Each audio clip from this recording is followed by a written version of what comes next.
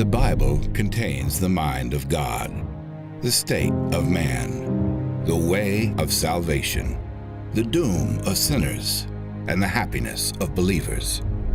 Its doctrines are holy, its precepts are binding, its stories are true, and its decisions are immutable. Read it to be wise, believe it to be safe, and practice it to be holy. It contains light to direct you, food to support you, and comfort to cheer you. It is the traveler's map, the pilgrim's staff, the pilot's compass, the soldier's sword, and the Christian's charter. Here, paradise is restored, heaven opened, and the gates of hell disclosed. Christ is its grand subject, our good, the design, and the glory of God, its end. It should fill the memory, rule the heart, and guide the feet. Read it slowly, frequently, and prayerfully. It is a mine of wealth, health to the soul, and a river of pleasure. It involves the highest responsibility, will reward the greatest labor, and will condemn all who trifle with its sacred contents. Pray it in, read it through, live it out, and pass it on.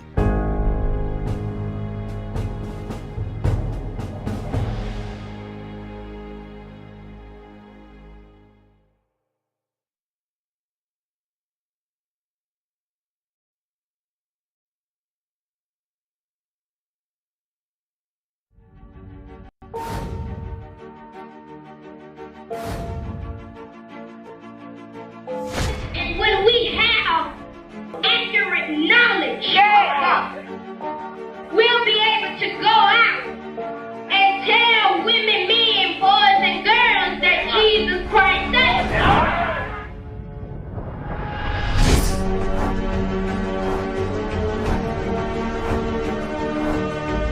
The spirit that's in you is to be innovative, to defy the odds, to go against the grain, to go against tradition, to do a new thing, to do a radical thing.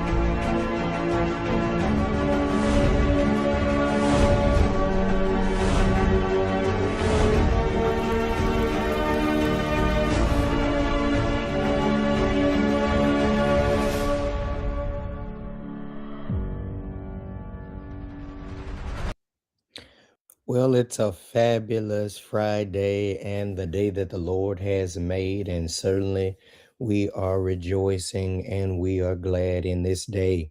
I want to take this opportunity just to welcome you to the Takeoff Prayer Call only on Facebook and YouTube. Welcome to prayer, this daily moment of prayer and seeking God as we endeavor to start today and each day the right way. What we know to be true is that time spent with God is never ever wasted, but it in fact always sets the tone, the pace, the tempo for our day, whereby we can boldly declare, "This day was made for me, and I was made for this day." Can you declare that with me this morning? This day was made for me, and I was made for this day. And that's why I'm starting it off the right way. And I'm so glad and I'm so grateful that God has given to us Igniting the Flame as the daily evangelistic ministry that brings us this message of encouragement, of empowerment, igniting us as we go forth into our day. And even the more, we are a movement of flame igniters in various cities and states across this country. And we collectively have taken the mandate of God to creatively reach the least, the last, and the lost through the power of our talents, testimonies, and technology. And every single one of you are a part of it. I want you to take a moment and share this broadcast. Would you do that? I thank you so much for your commitment, for your flexibility, and for all of your support of this ministry. I want to reach as many people as possible with the word today. And so, as you are sharing, just know that your sharing is making it possible for everybody connected to you to be blessed as you are preparing to be blessed on today. Praying God's richest blessings upon all of our sick, all of our shut in, all of our bereaved, lifting the family of the Reverend Harold Hot Dog Weatherly unto the Lord as he lays to rest his wife. And so sorry I cannot be there today, but our prayers are extended unto he and his entire family during this time of bereavement. And also want to thank God for all of our birthdays and anniversaries on today. If it's your birthday or anniversary, please let us know. We'd be happy to shout you out. Thank God for your life. Thank God for your love, and you know it. We love you, and there is nothing that you can do about it. I want to thank God for the retirement of Reverend K. Brown on this week. Yes, come on, can we thank God? Thank God for the retirement of Reverend K. Brown, and want to thank God for the retirement of Deaconess Ruth Peanut Thomas. Had to get the name right.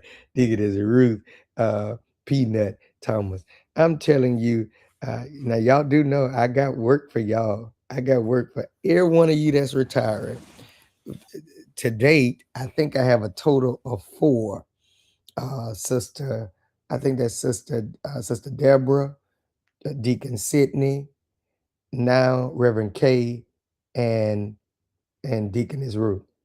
I'm telling you, don't worry. Don't worry. Don't worry. Can we praise God for that? But no, happy retirement to both of you on this week, Reverend K and Deaconess Peanut.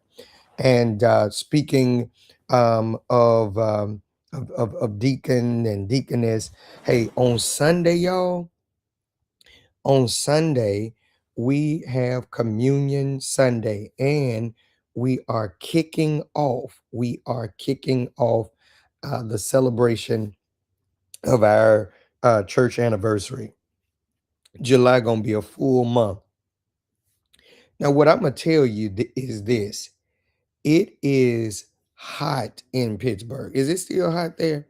So I'm gonna say you can dress casual. You can dress casual. You're just casual, casual in your white, casual in your communion attire. So let's dress casual on Sunday, and not have to be too hot, is if that's okay with y'all. Okay. Um and so I'm thanking and praising God for each and every single one. So you can again dress in your communion attire. Those of you that want to be all dressed up, you can, but feel free to dress down. This is for all of our ministers, all of our leaders, and for all of you, the people of God. Okay. But again, you can dress up or down at whatever your leisure. But tonight, I'm asking for your support. This is the final night of revival. And in fact, I'm calling it the Independence Day pregame. The Independence Day pregame. Tomorrow is the 4th. And on the 3rd, we're going to thank God for a independence that the world can't give and the world can't take away. In fact, can I tell y'all a little secret? I'm preaching tonight. I'm coming out of this. Matter of fact, I'm gonna just say we coming out of this. Can can we uh can y'all come and hear about it? I want to thank God for the flame igniters and all of my family and friends and supporters all over the years, how you all have shown up. Man, on Monday, had support. I told you about the flame igniters and family and friends that came last night. Y'all, I had representation from my very first church, First Baptist Whitehall. I had representation from my from the church I gave oversight to, Victory Through Faith Worship Center, Dr. Uri Townsend Carr. And then I had representatives from Hutchinson Missionary Baptist Church. And then had my mama, my sisters. One of my sisters brought her boo, but that's a whole nother conversation. My dad, my aunt, other family members, Sister Cora, Sister Benet Kyles. I mean, y'all, it felt I'm like, Lord, you can just go and take me. I done seen all my crew. And last night we talked about check your crew. I want to thank you. Now, I would love to take a picture with you all. Uh, look, we had Mom Chambray. Mom Chambray is 100 years old, young. I'm sorry, 100 years young. If Mom Chambray can come out, I don't want to hear nothing. I don't want to hear. There ain't no excuses. Thank you. Uh, and so thank you so much for everyone that was there.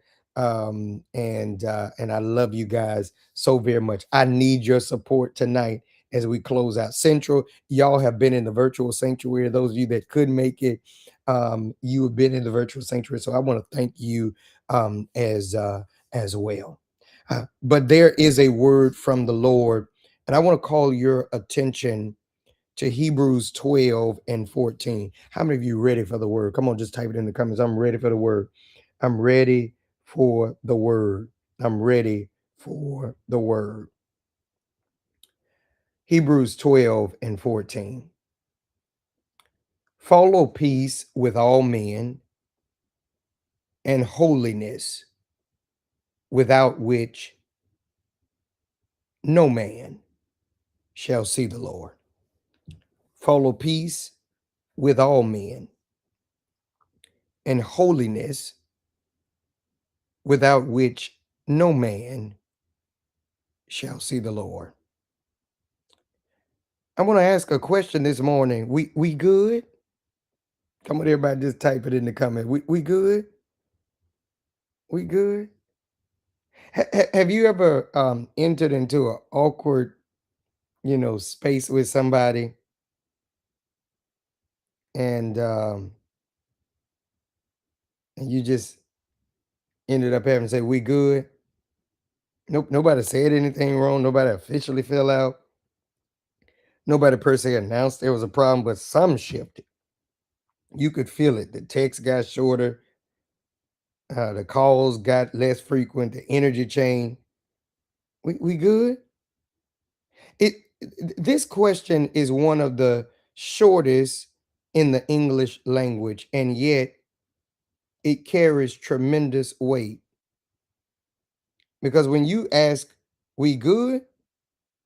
what you're really asking is there something between us? Is there unresolved tension? Have I offended you? Has something broken in this relationship? Are we still connected? And most of us have asked this question. We've asked it in our marriages.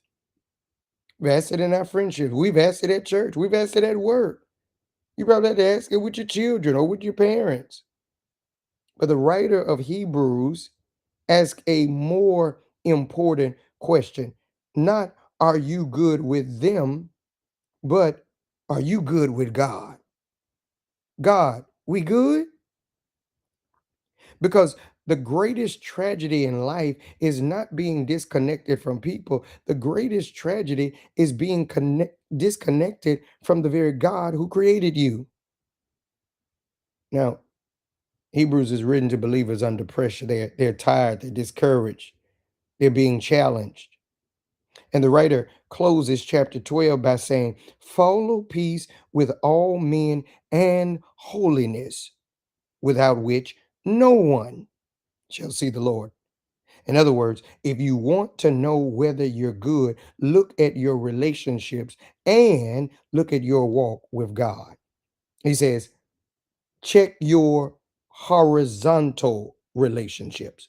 Follow peace with all men. Now, that word follow is aggressive. It means pursue, it means chase, it means run down, hunt down. It isn't passive. The writer does not say, well, if it's good, it's good. If they like it, they like it. If they don't, they don't. Enjoy peace if it happens. He said, no, no, no. Follow peace, pursue peace, chase down peace. Because can I tell you something? Peace rarely happens accidentally. Relationships drift naturally. Conflict grows naturally. Division happens naturally. But peace must be pursued intentionally. Here's the problem. Many are waiting for peace, but God says, follow it, pursue it. Many people are waiting on the other person to make the move, but God says, pursue it. Many people are waiting for an apology, and God says, pursue it. Many people are waiting for vindication. God says, pursue it. Because the reality is, you can't control everybody. You can't fix everybody. You can't heal everybody. You can't change everybody, but you can control your effort. And notice the text. Follow peace. Not, he didn't even say achieve it, because you won't be able to achieve it all the time. Some people just won't receive it. But God says, I want to at least know that you tried. Somebody say, at least I tried. Pastor, you don't even know. At least I tried. Yes, I do. And if when you giving the best of your service, telling the world the Savior's come, be not dismayed. When men don't believe you, he'll understand. He'll say, well done. And see, this is why Paul would say in Romans 12 and 18, if it be possible, as much as lieth in you, live peaceably with all men. In other words, do your part. Somebody declared, I'm going to do my part. And see, some of us have spent years praying for breakthroughs, but here it is. We keep avoiding the conversations. We're praying for miracles, but watch this. We won't let go of grudges. We're praying for favor, and we still carrying bitterness and unforgiveness. And God said, many times before you ask me to fix your situation, you got to ask, have you tried to fix your spirit? Because before I fix your situation, I got to fix your spirit. And this is the other part of peace we don't like to talk about. Peace is hard work. The text says, make every effort, follow peace. Why? Because peace costs something. Sometimes peace will cost your pride. Sometimes peace will cost your ego. Sometimes peace costs being right. Sometimes peace costs having the last word. And let's be honest, some folk would rather be right than reconciled. How many families hadn't spoken in years? Not over betrayal, not over abuse, not over a major wrongdoing, but over something nobody even remembers anymore. The offense, the offense has expired, but the bitterness still remains. Y'all don't even know why. And y'all ain't talking because mama them wasn't talking. See, the devil understands something. If he cannot destroy you, he will divide you. Because division weakens what God intended to strengthen. And so Jesus said, you remember we talked about this on the prayer call a few weeks ago. Blessed are the peacemakers, not the peace lovers, not the peace observers, the peacemakers. Because peace doesn't just happen, it's got to be made. We good? All right. Now let's talk about God. He says, follow peace with all men, and then holiness. Notice the movement: horizontal, then vertical. People, then God. Others, then Him. And why is this so important to note this morning? Because you can have good relationships with people and still be disconnected from God. People can like you, and God can be calling you higher. People can applaud you, and God can be correcting you. People can celebrate you, and God can still be dealing with you. Holiness. Now, holiness is not perfection. Holiness is belonging. It means that I'm set apart. It means that I'm devoted. It means that I'm aligned with God. Holiness is God's ownership visible in your life. So, holiness is not about a long skirt. It's not about a necktie. It's not about no makeup, no lipstick, no jewelry, and all of these religiously performative things. Real holiness begins in our heart, because behavior is fruit. The heart is the root. Behavior is fruit. The heart is the root. You can paint rotten fruit all you want. It's still rotten. You can decorate dysfunction all you want. It's still dysfunction. You can perform religion all you want. That does not mean you've been transformed.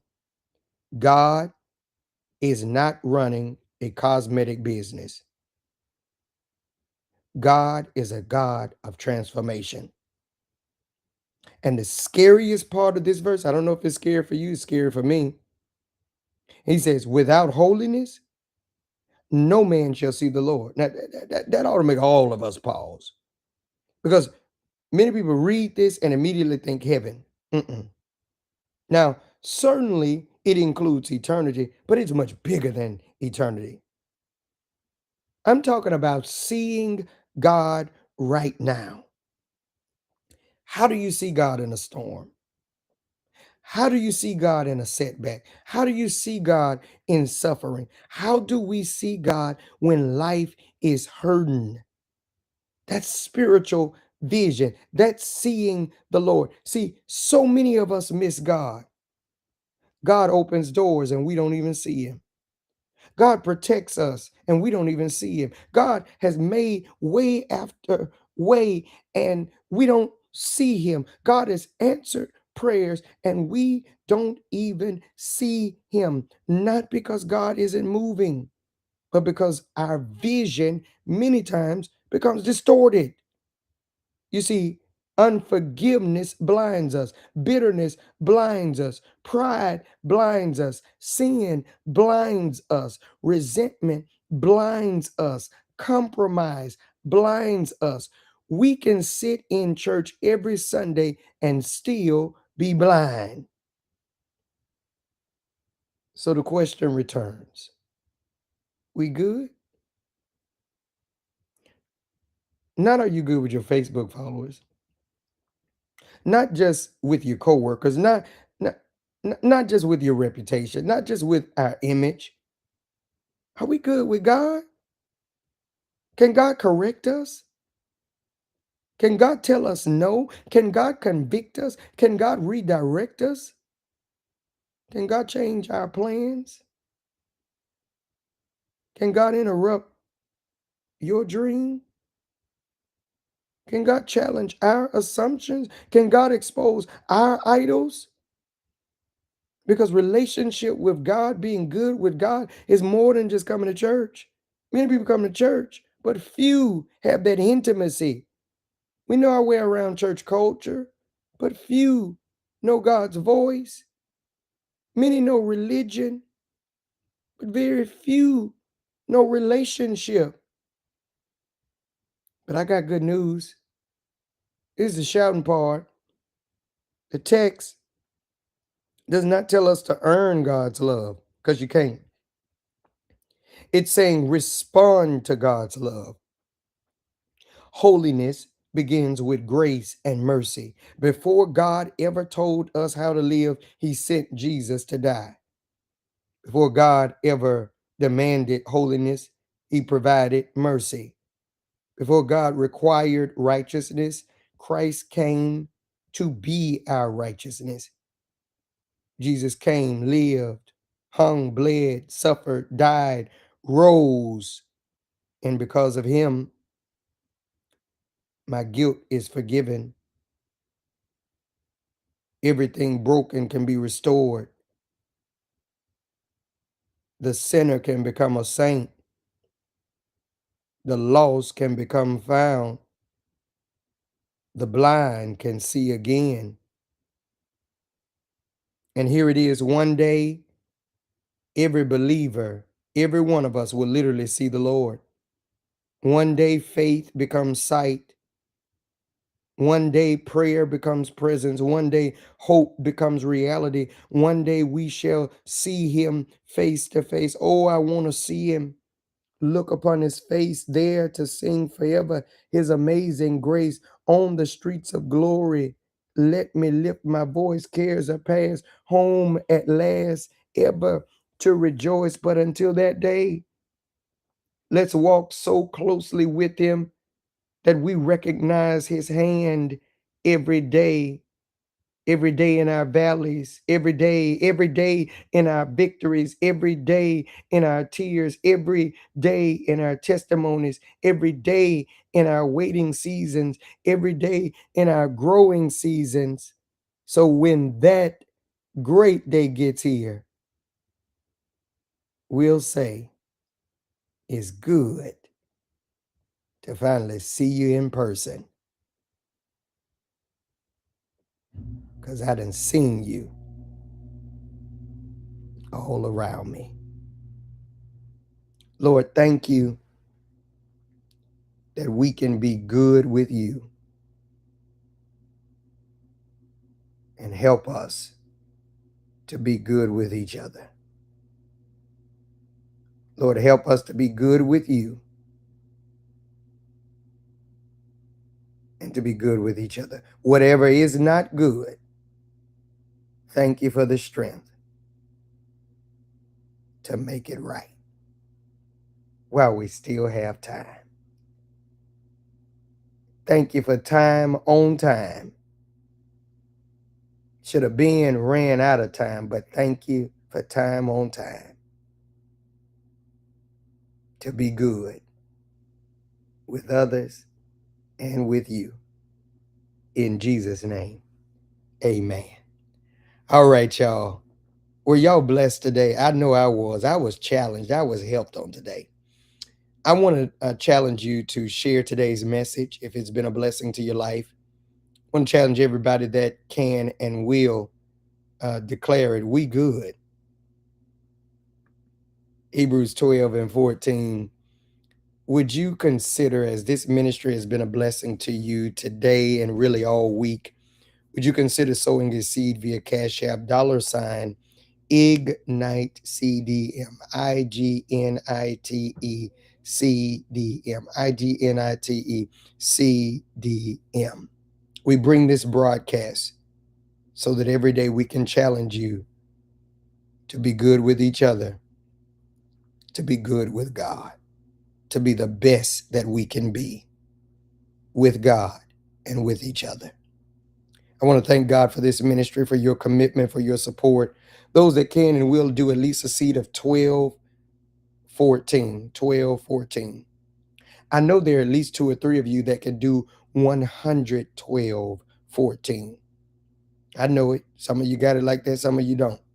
Maybe you say, Pastor, I can't do 112, but I can do 12 plus 12. You can do that too. 12 plus 12. I believe it's 24. But whatever you do, your best seed today via Cash App, $IGNITECDM. Listen, we got to sign off, but I want to see y'all tonight. Thank God for everybody that's dropped by thus far. Can we make it a big family reunion?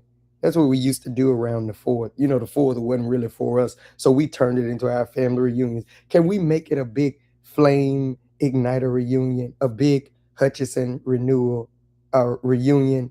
Can we make it a big First Baptist Whitehall reunion? Can we make it a big Victory Through Faith Worship Center, People's Baptist, Maggie Street? Can we make it a big reunion? I want to see all my Alabama family tonight. 7 o'clock p.m., Lake Elam Missionary Baptist Church, 4060 Goldberg Road, Millbrook, Alabama. Help me close it out. If you can't make it in person, join us virtually. I pray you've been blessed and helped on today. I'm excited about worship on Sunday and really central this entire month. I want to see your face in the place. And for those that are traveling, please be safe. But as always, know this. I love you. Nothing you can do about it. Be blessed. We good? Not just with each other, but let's be good with God. Be blessed.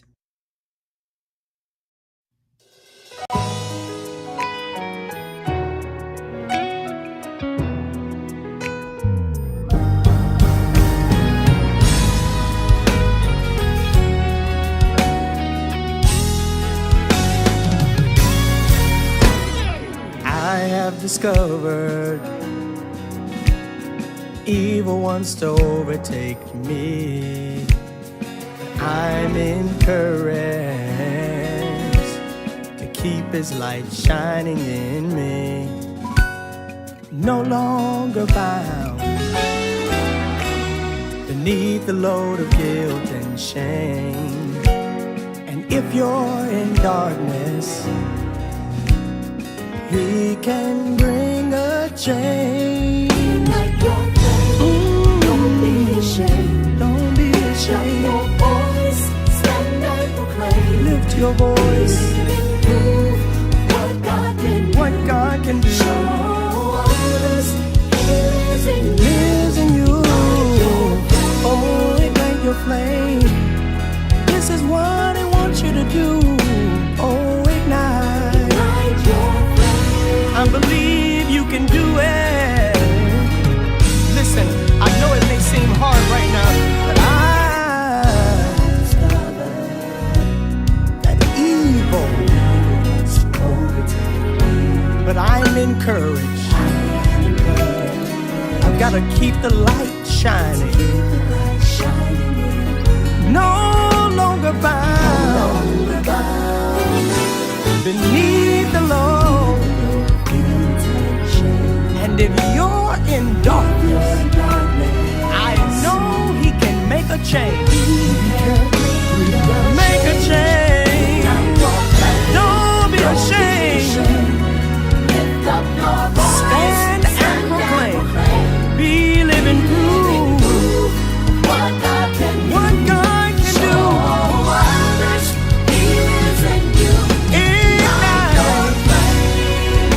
He wants to use you. He can give you a brand new start. It's never too late. Just get up from where you are. Tell Him, Lord, I'm available to you. I'll do what you say do.